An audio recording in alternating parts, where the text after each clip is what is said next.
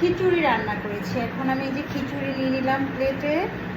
এটা আমার ছেলের আবদার, মানে একটু বৃষ্টি হলেই তার খিচুড়ি খেতে হবে, খিচুড়ি না হলে তার হবেই না। ফোন দিয়ে বললো যে আম্মু তাড়াতাড়ি খিচুড়ি রেডি করো।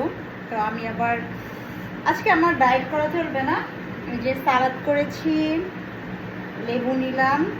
যে আমি কিন্তু বোম্বাই মরিচ খাই, খুবই মজা বোম্বাই মরিচ। একটু বোম্বাই মরিচ, সালাদ নিলাম তুলে। দেন আমি যে অলিভ অয়েল দিয়ে ডিম ভাজি করেছি, এই যে ডিম ভাজি। আমি বেগুন ভাজি, আমার ছেলে বেগুন ভাজিটা খুব পছন্দ করে, তো আমি 3 পিস নিলাম। হ্যাঁ, এখানটা সরাই রাখি। এখন দেখেন খাওয়া শুরু করি। ও একটু গরুর মাংস ছিল, সেটা অবশ্য আগের রান্না, ফ্রিজে ছিল, সেটাও একটু করেছি।